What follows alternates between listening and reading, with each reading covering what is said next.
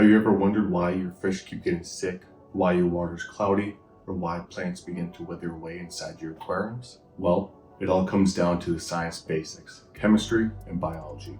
And the harsh truth is, if you don't get these right, your tank is never going to thrive. In this first episode of Science of Aquariums, the new series on this channel, we're going to get into the basics, and I'm going to try to explain as best I can. So whether you're new to the hobby and just trying to get a grasp of everything, or you're a seasoned veteran and don't fully understand still to this point, hopefully I can shed some light on these more difficult topics. Welcome back to Roots, Reefs, and Reactions. If you're new here, I'm Kyle. I have a PhD in chemistry, and I'm going to dig way back into my TA days and try to explain these really difficult topics in a way that you all can understand and really get a grasp of them so that your tanks can thrive. So what does it really take to have a thriving tank? In my point of view, I think it comes down to simple understanding of chemistry and biology within your system. Whether it's freshwater, saltwater, or a mix like brackish water, it all comes down to a couple key individual topics that we'll discuss today. In this first episode, which is completely geared towards absolute beginners, we're going to go over pH, the nitrogen cycle, hardness of tanks, and more. In subsequent episodes of this series, I'll go into a lot more in-depth topics of these for people that love the science behind them or people that are just trying to get a better grip of the science of these tanks. There's a lot of really great channels on YouTube and a lot of great resources online that go through all of these pretty difficult topics and gear them really towards aquariums. But from my academic point of view, I want to give that to you guys as well. Showing you some more data-driven facts, providing a lot of details and explaining them as best as I can. A lot of these channels are people that are hobbyists that have been in the hobby for a long time, and they can explain these difficult subjects in a way that makes sense for other hobbyists. But I just love to go into the deep weeds of this and really give you a lot of details on the chemistry for these tanks. So it's a learning journey for myself, since I haven't dove into a lot of these topics myself, but also to bring you guys along with it so you can start to understand at a really molecular level of what is happening inside your tanks. So the first topic I want to get into is the extreme basic of just water. What water do I use? Does it matter what water I use for salt water versus fresh water? And how do I make this water usable if it isn't? Again, I'm going to go into my academic days and made a beautiful PowerPoint for you all. No! God, please, no! No! I am terrible at animation. I tried my hardest at getting nice animation for you all, but alas, I'm not that good. And so I kind of did a PowerPoint for you all, and hopefully it has enough motion and animation that you don't have flashbacks to your younger days if you're out of school, and it isn't too much of a chore if you are still in school. So hopefully I keep it fun and flashy for you all. So again, the first topic is water. What water do I use? Well, for freshwater tanks, typically tap water is fine, and you just use conditioner for this. Conditioner just makes the water safe for fish and invertebrates. A lot of this comes down to harmful or toxic elements that are within the water, such as chloramines or chlorine. Conditioners are pretty easy to find. Big box stores and online always have what we call conditioners or dechlorinator. And essentially this just takes out those harmful toxic chemicals inside of the water and makes it safe for any fish and invertebrates in your system. There's technically an asterisk that should come with tap water with conditioner. Some places the tap water just isn't safe. You can typically look online if you're inside the United States and I believe Europe to look at your tap water, and you can look at this a little bit closer. Sometimes the tap water is too hard or too soft, and you have to get bottled water from the store or find a local source that can provide you with water that's a little bit more safe for your tank. But for most people, this is completely fine to get tap water straight out of the sink. Again, there's some things you have to consider, making sure your water temperature matches, making sure that you use the conditioner before you add it to your tank when you're doing top-offs. But I'd say majority of the time, you'd be completely fine with using tap water straight out of the sink. The next one I'll go to is salt water. Salt water is a little bit more difficult. For salt water, you need reverse osmosis, deionized water. Essentially, this is just water that has passed through a filter that is strong enough to remove any dissolved elements or chemicals inside there. With this water, you don't have to worry about adding conditioner because you have no chlorines or chloramines inside the water, so nothing that can be harmful to the fish. But on the flip side, you remove all these trace elements, as we call them, these elements that your fish and plants need in your water. So using straight RO/DI water inside of a tank typically isn't okay for saltwater or freshwater because it's lacking any of those nutrients or elements that the fish would need. So with RO/DI water, you essentially have to add those elements back so that those can be used by the fish, the corals, and invertebrates inside of saltwater tanks. Again, these dissolved chemicals can cause damage to animals and corals inside of saltwater tanks, and especially it's important to use RO/DI water because you want to start with a blank slate and you add salt to this that you know it has a good composition of chemicals inside of it. Without this, it could lead towards algae blooms. You can buy these systems online. They typically range maybe $60 or $70 up to maybe $100 or $200, but you can find quite nice systems online for maybe around $60 or $70. So that's the main reasons that we choose the water that we do for tanks. Freshwater, pretty simple. You can typically use tap water with conditioner in it. Saltwater, it's highly recommended to use RO/DI, reverse osmosis, deionized water for the tanks so that you can have a clean slate to start when you add your salt, or else you can cause issues with algae or die times inside the tank. So the next subject we're going to get into is pH. This is typically a pretty difficult subject for people to understand because it has so many different moving parts. There's a whole lot of numbers and you have to kind of like move them around and see where they fit within your tank. And a lot can change based on if your pH changes. So for this, you can think of pH as a scale. We can go from one side, 0, up to the high side, 14. Right down in the middle is 7. So pH actually stands for potential of hydrogen. Technically, nobody actually knows what pH stands for because the guy that invented it didn't actually say what it was, but potential of hydrogen is a pretty common makeup for the name pH. But even this is kind of confusing. What does potential of hydrogen even mean? So if you think of it a little bit more clearly, pH is essentially just the amount of free hydrogen ions in solution. And this can be represented by just a small sphere with H+. This is a hydrogen ion. Looking back at the scale and how this deals with the amount or the potential of hydrogen in your water, so amount of hydrogen in your tank, on the low side, you have acidic solutions. And this essentially just means that you have a lot of free hydrogen in your solution. And on the other side, you have basic, which basically just means you have very little or no amount of free hydrogen ions in solution. Either end of this scale inside your tank, 0 or 14, can be bad for your fish and your invertebrates and your plants in your tanks. So you typically want to sit in the middle, which is neutral. You can think of this as balanced, where you have just the right amount of free hydrogen ions in solution. But the scale is pretty big, right? You have 0 to 14 on a conventional scale. So how much wiggle room do you actually have? You know, is 7 okay, but 14 is not? Where does that line actually be drawn on the scale? Taking a little bit closer of a look and expanding this from, say, 5 up to 9 pH, the pH scale is considered logarithmic, which basically means that 5 and 6 isn't a difference of 1, it's actually a difference of 10. So that actually explains that there is such a large difference in the pH scale. So instead of going from 6 to 8 pH, you think of a change of 2. Technically, it's actually a change of 100. So because 6 is towards the left, towards 0, we know that 6 is more acidic than 7, and 8 is to the right of that, so it's more basic because it's pushing towards 14. 6 is more acidic than 8. And because they are two numbers apart, 6 to 7 and 7 to 8, 6 is actually 100 times more acidic than 8.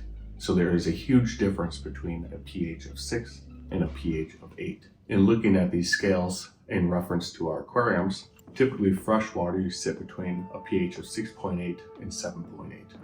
And this can change quite a bit, and this is actually changed by typically, like I said, with tap water that you get out of your sink. If you use that for your aquarium, your pH is based on the tap water typically.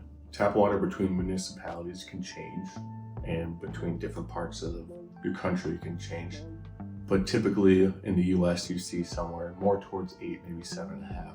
And saltwater pH is completely different than freshwater pH. Saltwater pH sits higher in contrast to freshwater, so it's actually more basic. And typically you see pHs of saltwater around 8 or 8.5. I believe natural ocean seawater is around 8.1. Again, this is a very advanced topic to actually get into what it truly means on the chemistry side of things. So let's get into what do you actually have to know as a beginner.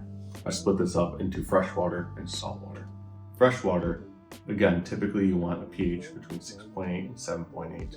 It's typically easy to keep in that range based on what you use as a water source, such as tap water. You can test this periodically, and I'd recommend testing it in the beginning to make sure that the water source that you're using falls within this range. However, this typically isn't an issue. Of all the freshwater tanks I've always had, I test it very irregularly, and you typically never have issues with this. With pH swings, if you do have large pH swings, you would typically see issues immediately within your tank, whether that's fish dying, invertebrates dying, or plants wilting away.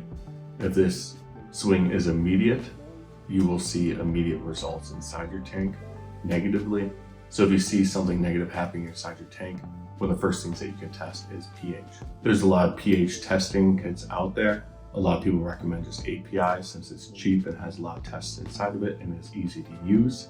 But there are a lot of other cheap pH test kits online. And pH testing is pretty straightforward.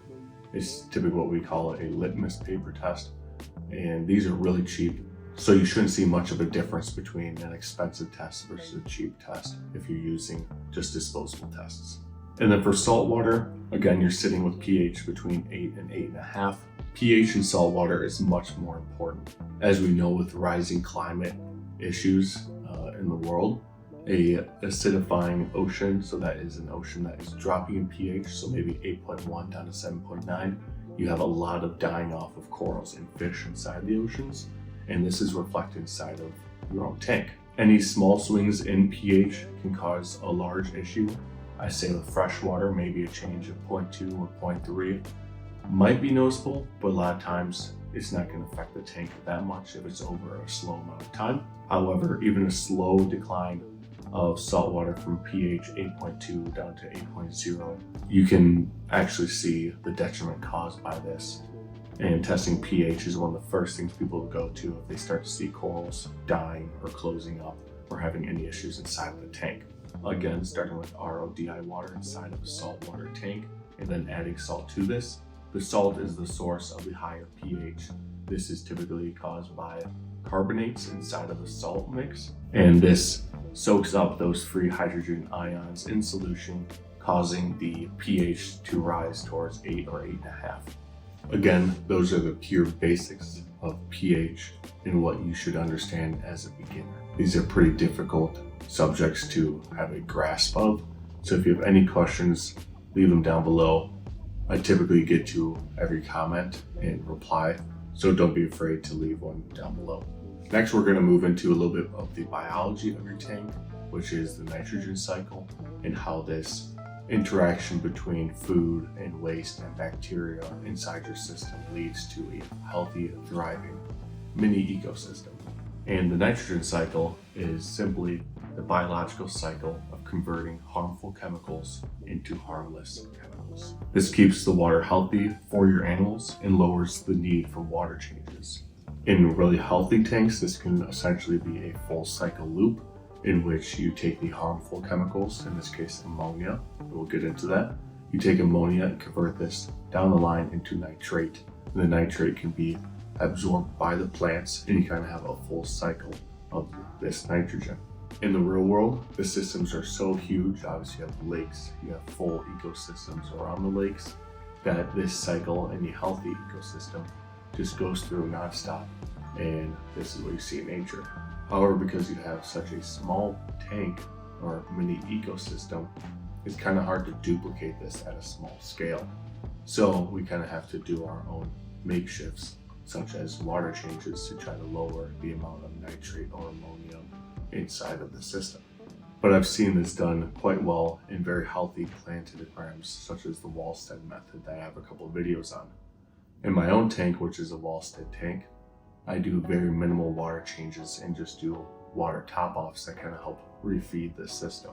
Because you're in a tank and it's essentially a mini ecosystem, we kind of have to play a little bit of God's hand and push the system towards a healthier one by adding water or supplements of nutrients into the system. Because in nature, of course, you have a lot of decaying material, a lot of outside forces such as birds or amphibians or reptiles, and all this feeds into the system, and that's extremely hard or unlikely to mimic inside a 10-gallon tank. So if you kind of take a pictorial drawing of your tank, and what you do is, of course, you add food to the system. Once you add in the food, it kind of takes two routes. One, either it can drop in and you'll have your little fishies come over and eat the food, thus producing waste, or you have the food that the fish and invertebrates can't get to. This falls to the bottom and sits there and decays. In either case, the decaying food and fish waste will then turn into excess nutrients, and that one that you have to look out for that is toxic is ammonia.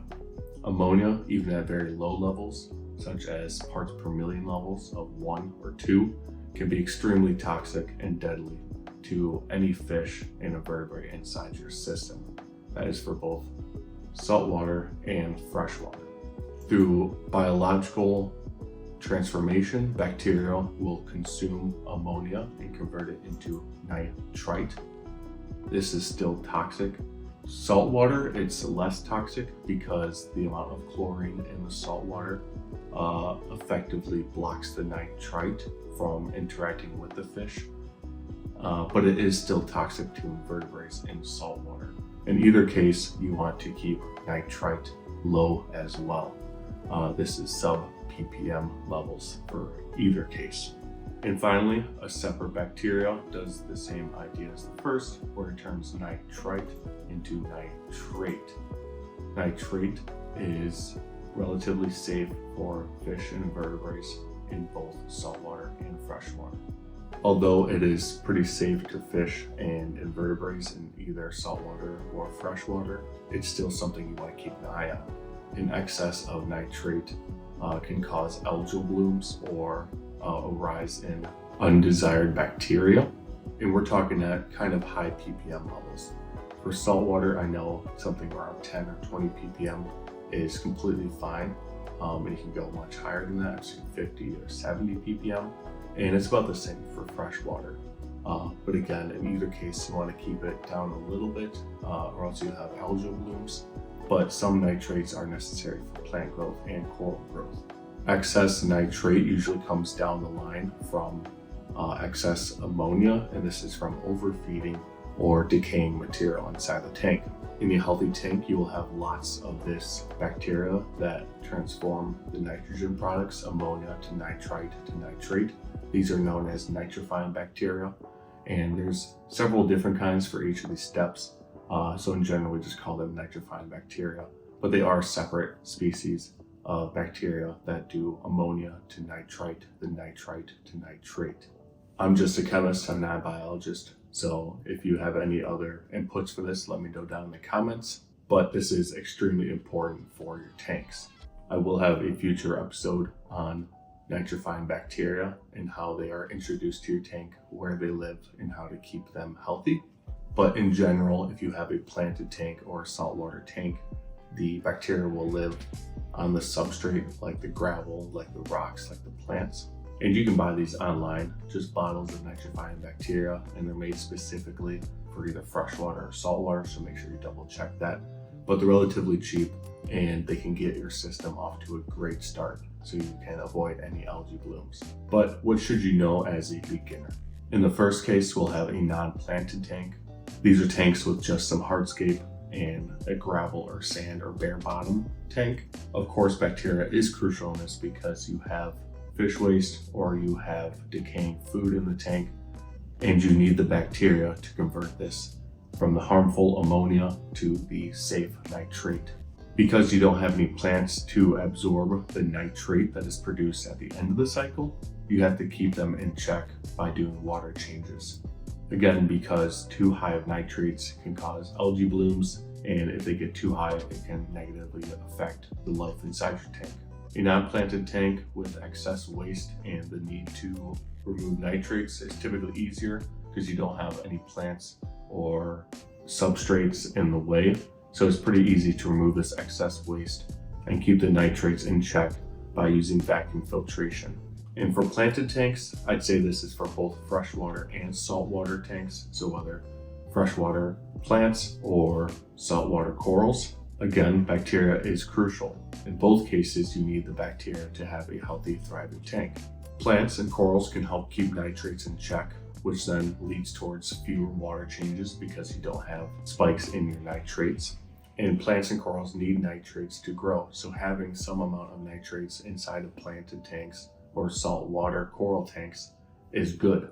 Having too few nitrates in those or zero nitrates in those, so too often water changes or not feeding the system enough, you will see stunted growth in your plants. Outside of saltwater tanks where you typically only have sand or bare bottom, soil substrates inside of freshwater planted tanks can make the cleanup a little bit harder because you don't want to vacuum filter the soil out of the substrate. But the soil substrate is a great place for the bacteria to live and thrive and turn the harmful ammonia into safe nitrate. In either case, you can have beautiful tanks like this one from Reddit from U Strongo, which is a beautiful cichlid tank where you have a very nice rock hardscape and a simple sand bottom, or a beautiful planted tank like this one from Reddit from U Drizzler, which has a lot of different plant species in it. It has a mixed substrate bottom with some sand or gravel on the right half, or a complete soil bottom on the left side. And you can see how the non-planted tank would be a little bit easier to clean up than that of the planted tank. But in either case, they have their pros or cons, and it's really up to you to decide which is the more fitting for your style. All in all, for the nitrogen cycle, I highly recommend the use of nitrifying bacteria. It is important to test regularly, especially when you're starting, to make sure your ammonia and nitrite are in check. Once you know that these are in check and your cycle is complete, then you can start testing for nitrates and make sure that you don't have spikes in nitrates so they don't have algae blooms. I always recommend water changes until you see stability and you know that your system can handle fewer water changes. It is pretty hard to get a non-water change system, but once you become veteran enough, it is possible. However, I still like to perform water changes on my freshwater wallstead tank from time to time to make sure I remove excess nutrients and reintroduce those minerals and elements that are important. And water changes on my saltwater tank is an absolute must so that I can keep all of the elements in check and make sure that my corals are thriving. And lastly, research. As I always say, go online, do your own research, see what other people are saying, watch other videos, and really get a grasp of the nitrogen cycle in saltwater or freshwater tanks based on what you're doing, and go from there. Next on the list is GH, or general hardness. General hardness is just a measurement of the total dissolved ions in your water. This is what's measured when people talk about their home water being hard or soft. I'll get to it, but this is connected to KH, but GH and KH are not the same. General hardness, GH, is essential for animal and plant growth to make sure that they have the elements that they need inside of the water. GH is measured in degrees of GH, or also known as DGH.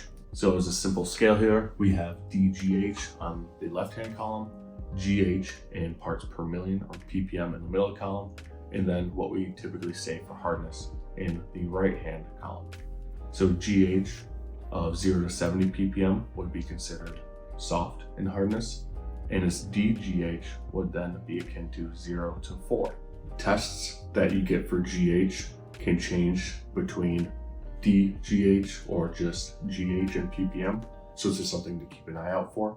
Either way is okay to test for, just make sure you look back at what amount you're actually looking to get inside your tank. So for freshwater, you typically want a DGH of 4 to 8. So this would be akin to a GH of 70 to 140 ppm, which is considered moderate hardness. And for saltwater, it doesn't really apply. You don't really test for general hardness in saltwater tanks. There's a lot of other tests that you do that basically cover GH, and GH essentially doesn't give you enough information that it's useful to test for. You want the intricacies that lie within GH. And the next on the list is carbonate hardness, or KH. Carbonate hardness, like I said, is kind of similar to GH, but it is slightly different. Carbonate hardness is the measurement of total carbonate concentration. And carbonate essentially acts as a pH buffer. Essentially, KH is something that can help keep your pH within the range that you want. So if you look at two different systems, one that has a high KH and one that has a low KH, we can see how they are different. In the high KH system, we have a lot of carbonates, which are these blue circles with CO3 2- in them. This is just the elemental representation of carbonate. So if you have a system with high KH and you accidentally introduce a high pH water to them, so you have a lot of free hydrogen ions, as we talked about, these hydrogen ions can go into the system and essentially be blocked out by the carbonate so that you don't have a change in pH.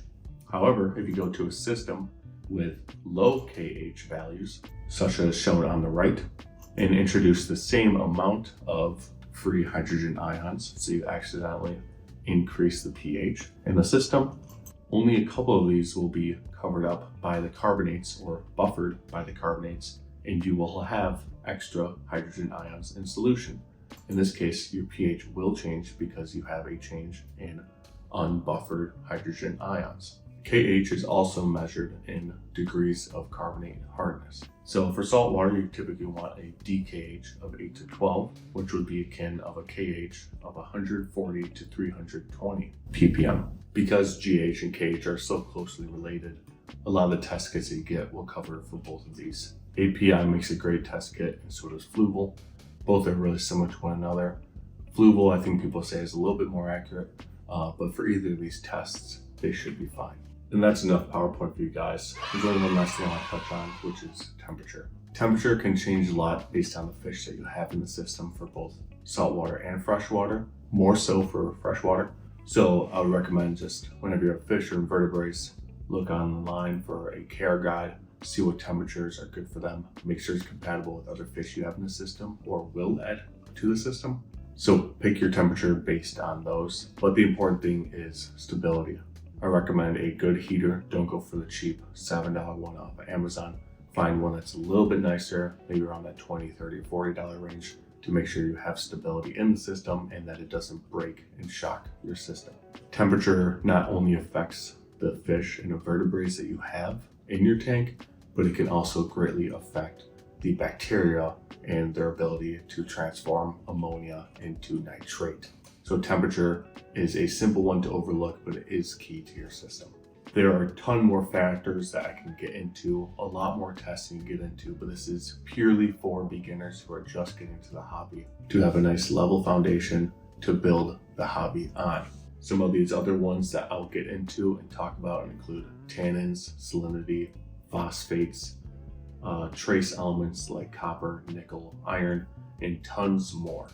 I'm going to try to get into all these with subsequent videos. The videos that come out on those are going to be a lot more advanced. I'm going to go a lot more into the science, hopefully bring in some papers and data to back up the claims that I'm making. But just know that pH, nitrogen cycle, GH, KH, temperature, they're all connected to each other. So tweaking one may affect another, but eventually you'll find harmony between them and have a perfect ecosystem inside of your tank. Chasing numbers is never a good idea. Stability is much more important inside your tanks. If you fall within the range that is considered acceptable, try to stick to those numbers. Don't make it more work for yourself trying to chase them and have instability within your tank. Consistency is key. A good action plan for beginners is once you get an understanding of the basics from videos like this one and start your tank, test regularly so that you know what your tank looks like as a baseline and how it changes over time. You can even track the data using an Excel sheet, and there's other great apps that you can use to track this data, and I'll link a couple down in the description. Make sure to look up cycling videos, and I will put a video on cycling out soon.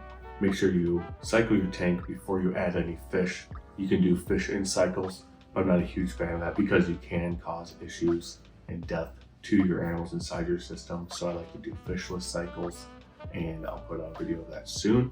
And as Michael Scott says, KISS, keep it simple, stupid. Keep it simple, stupid. Great advice. Hurts my feelings every time. Try to start with something nice and straightforward. Watch with a lot of videos and just get the basics down. Don't go too headfirst into the hobby, have a failure, and then think it isn't for you. It's just like starting with plants. You start with the simple ones and then you work your way up to the nice, more exotic plants. Mastering the basics is key to having a thriving fish tank. If you made it this far, thanks for watching. If you're new to the channel, make sure you subscribe. If you like it, leave a like. If you have a question, leave it down below, or a comment, or a change to the video, let me know. I'm happy to take feedback. Keep an eye out for videos coming out soon. Sorry this one was kind of late since the last video. Been crazy busy at work, but now getting into the darker hours of the year, have a lot more time at night to start producing some more videos like this. Stay tuned to Science of Aquariums, where we dive deep into the chemistry and biology of our mini ecosystems. As always, stay curious, and I'll see you guys in the next one.